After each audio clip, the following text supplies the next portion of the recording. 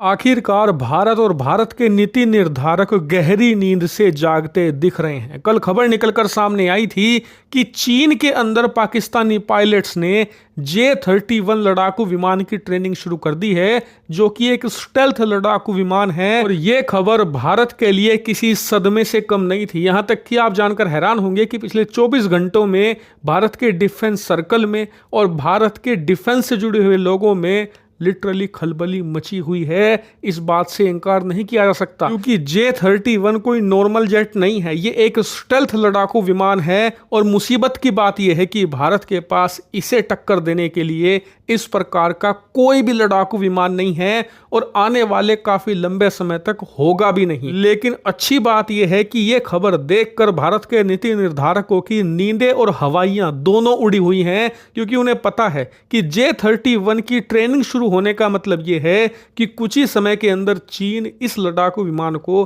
पाकिस्तानी वायुसेना के हाथों में सौंप देगा, जिसके बाद जो हमारा एयर स्पेस है, जो अभी तक हम डोमिनेट करते आए हैं, इतना ही नहीं, हम पाकिस्तान का एयर स्पेस भी डोमिनेट करते हैं, क्योंकि हमारी हवाई ताकत पाकिस्तान के मुकाबले काफ़ी ज़्यादा है। लेकिन J-31 इस सब को बदल सकता है और पाकिस्तान ना सिर्फ अपना बल्कि भारत का एयर स्पेस भी डोमिनेट करने की क्षमता रखेगा। इसीलिए भारत को जल्द ही इसका कोई सोल्यूशन ढूंढना होगा और अब उसे ढूंढ लिया गया है। दरअसल आप अपनी स्क्रीन पर देखिए, खबर निकलकर सामने आई है कि भारत की पार्लियामेंट डिफेंस कमेटी, यानी कि भारतीय संसद की वो कमेटी जो कि डिफेंस के तमाम हलकों की जिम्मेदारी तय करती है, उनसे सवाल जवाब करती है और साथ ही सरकार को सलाह भी देती है, इस कमेटी ने भारत को एक बहुत बड़ा प्रपोजल ये भेजा है कि आप जल्द से जल्द 5th जनरेशन फाइटर जेट किसी भी फॉरेन सप्लायर से टेम्पररी सोल्यूशन के तौर पर खरीदिए। यानी कि जब तक हम खुद का एमका नहीं बना लेते, यानी कि भारत का खुद का स्टेल्थ लड़ाकू विमान बनकर तैयार नहीं होगा, तब तक के लिए आप किसी भी फॉरेन सप्लायर से अस्थायी तौर पर, यानी कि थोड़ी संख्या में, मान लीजिए 2 स्क्वाड्रन जैसे कि 36 स्टेल्थ लड़ाकू विमान खरीद लीजिए टेम्पररी बेसिस पर। और साथ ये भी कहा है कि ये प्रोक्योरमेंट फास्ट ट्रैक होनी चाहिए, यानी कि ऐसा ना हो कि आप खरीदने तो जाएं लेकिन 2-3 साल लगा दें आप सिर्फ बात करने में, प्राइस नेगोशिएट करने में, कौन से इसमें आप हथियार लगाएंगे, इस चीज़ पर फिलहाल ध्यान ना दिया जाए।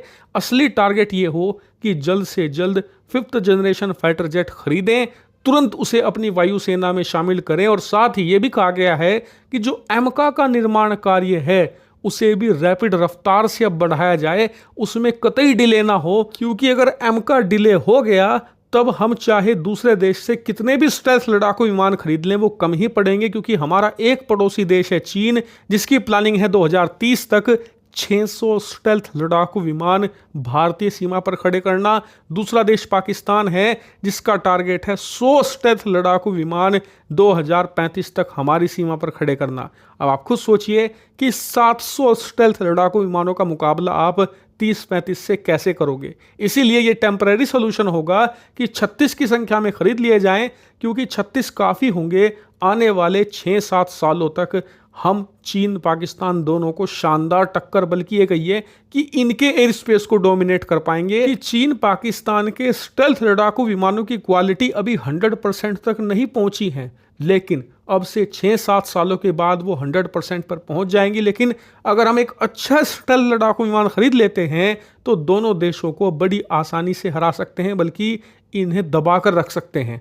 लेकिन सवाल है कि पार्लियामेंट डिफेंस कमेटी कौन से स्टेल्थ लड़ाकू विमान खरीदना रेकमेंड कर रही है। तो देखिए, ऐसा उन्होंने कोई भी रेकमेंडेशन नहीं दिया है कि फलाने देश से ही खरीदो, लेकिन उनका इशारा 2 लड़ाकू विमानों की तरफ है। पहला है रूस का Su-57 स्टेल्थ लड़ाकू विमान, दूसरा है अमेरिका का F-35। और यही सोल्यूशन है, क्योंकि इन 2 लड़ाकू विमानों से बेहतर स्टेल्थ लड़ाकू विमान आपको दुनिया में नहीं मिलने वाला, बल्कि मिलेगा ही नहीं। भारत के पास यही ऑप्शंस हैं। लेकिन देखने वाली बात यह होगी कि डिफेंस कमेटी की इस रिकमेंडेशन पर सरकार जवाब क्या देती है। कुछ ना कुछ जवाब तो आएगा और वो मैं आपको जरूर बताऊंगा। लेकिन आपका इस पर क्या मानना है, इस रिकमेंडेशन पर, इस सलाह पर आप क्या सोचते हैं, कमेंट करके बताइए।